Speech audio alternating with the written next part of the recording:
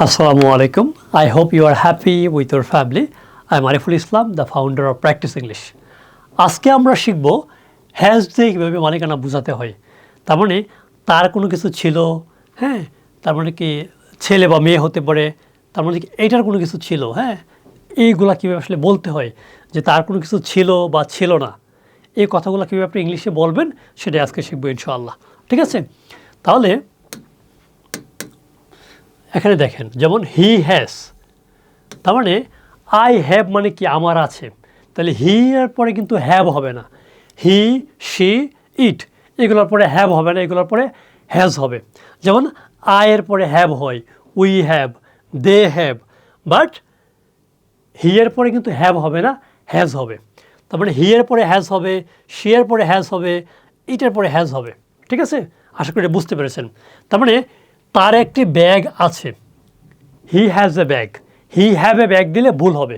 ঠিক আছে, হ্যাভ এবং হ্যাজ দুইটি কিন্তু মালিকানা বোঝায় বা আমাদের কোনো কিছু আছে বোঝায়। ঠিক আছে, আই হ্যাভ এ ব্যাগ, আমার একটি ব্যাগ আছে, তার একটি ব্যাগ আছে মানে কী হবে, হি হ্যাজ এ ব্যাগ। হি তার কোনো ব্যাগ নেই, হি ডাজন্ট হ্যাভ, তার মানে তার আছে, হি হ্যাজ, তার নেই, হি ডাজন্ট হ্যাভ। ছেলেদের ক্ষেত্রে, মেয়েদের ক্ষেত্রে শি হ্যাজ, তার কোনো কিছু আছে, শি ডাজন্ট হ্যাভ, তার কোনো কিছু নেই।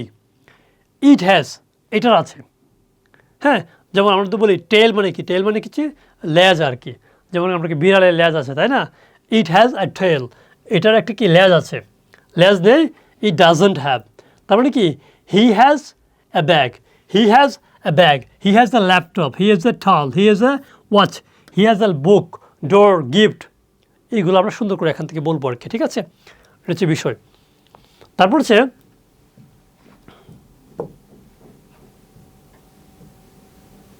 আচ্ছা, তারপর হচ্ছে হ্যাজ দিয়ে আমরা একটা ছোট্ট স্টোরি লিখবো। ঠিক আছে, যেমন হি হ্যাজ এ ব্যাগ, তার একটি ব্যাগ আছে, শি হ্যাজ এ ল্যাপটপ, তার একটি কি ল্যাপটপ আছে, ইট হ্যাজ এ টেল, তার একটি লেজ আছে, হি হ্যাজ এ ওয়াচ, তার একটি ঘড়ি আছে, শি হ্যাজ এ বুক, তার একটি বই আছে। তারপর হচ্ছে ইট হ্যাজ এ ডোর, এটার একটি দরজা আছে, he doesn't have a gift, তার একটি কি উপহার নেই, she doesn't have a an Apple, তার একটি কি নেই, আপেল নেই, ই ডাজন্ট হ্যাভ এ ক্যামেরা, এটার কোনো কি ক্যামেরা নেই। তো এরকম করে আপনি যদি এটা বুঝতে পারেন, যদি আপনি হ্যাভ এবং হ্যাজের ব্যবহার বুঝেন, তাহলে আপনি এটাও সুন্দর করে বাংলা বুঝতে পারবেন। ঠিক আছে, তো এখন আপনি কি আসলেই বুঝতে পেরেছেন কি না, এটা বুঝতে পারবেন এটা থেকে।